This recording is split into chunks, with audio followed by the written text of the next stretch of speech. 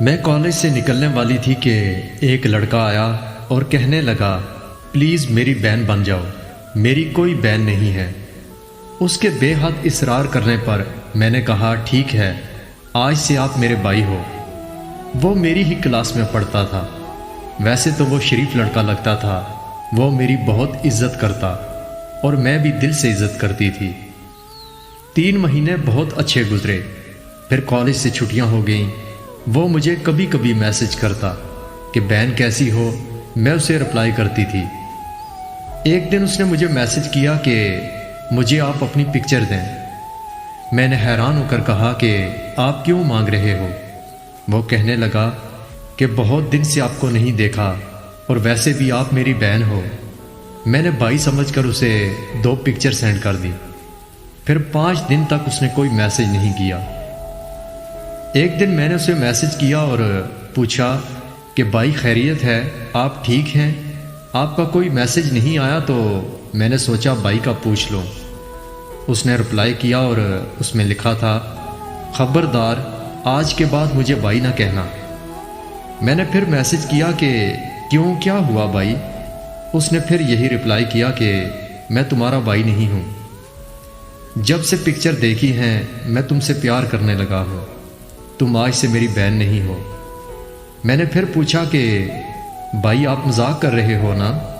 وہ کہنے لگا کہ کتنی بار کہا بھائی نہ کہو۔ میں نے غصے میں میسج کیا کہ آئندہ مجھے میسج نہ کرنا۔ دوسرے دن اس نے مجھے ایک تصویر سینڈ کی جس میں میری تصویر کو ایڈیٹنگ کر کے میرا چہرہ کسی ننگی عورت کے جسم پر اس طرح لگایا تھا کہ وہ دیکھنے میں کہیں سے بھی نہیں لگتا تھا کہ وہ ایڈیٹنگ کی گئی تصویر ہے۔ یہ دیکھ کر میں سن ہو گئی، سمجھ نہیں آ رہا تھا کہ کیا کروں، کس کو بتاؤں۔ اتنے میں اس نے مجھے کال کی اور کہنے لگا ویڈیو کال پر آؤ۔ میں نے صاف انکار کیا اور وہ مجھے کہنے لگا کہ فیس بک کی فلاں آئی ڈی کو اوپن کرو۔ میں نے کال کاٹ کر آئی ڈی اوپن کی تو میری جیسے جان نکل گئی۔ وہاں ڈی پی میں موجود اس نے میری وہی ایڈیٹنگ کی گئی تصویر لگائی تھی۔ میں نے فوراً اسے کال کی اور کہا تمہیں واسطہ ہے یہ ڈیلیٹ کرو، تم جو کہو گے میں کروں گی، مگر اس طرح میری عزت نیلام نہ کرو۔ اس نے میری تصویر ڈیلیٹ کی اور ویڈیو کال کر دی۔ میں نے کال پک کی اور خاموش بیٹھی دیکھتی رہی۔ وہ کہنے لگا اپنا دوپٹہ ہٹاؤ۔ یہ سنتے ہی میں نے کال کاٹ دی اور رونے لگ گئی کہ کیسے بھائی بن کر وہ میری عزت نیلام کر رہا تھا۔ وہ مجھے میسج پر دھمکی دے رہا تھا کہ میں تمہارا وہ حال کروں گا کہ تم کسی کو منہ دکھانے کے قابل نہیں رہو گی۔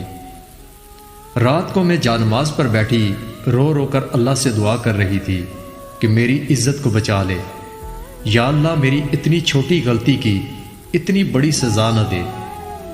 اچانک بڑے بھائی نے جو کمرے کے دروازے سے گزر رہے تھے میری آواز سن کر اندر آئے اور کہنے لگے کون ہے وہ؟ میں نے روتے ہوئے سب بتایا۔ بھائی نے تسلی دی اور کہا کہ میں ابھی اس کو سنبھال لیتا ہوں۔ یہ کہہ کر وہ گھر سے باہر چلے گئے۔ مجھے نہیں پتا اس معاملے کو بھائی نے کیسے سنبھالا تھا، مگر اس دن کے بعد مجھے اس کا کوئی میسج یا کال نہیں آئی۔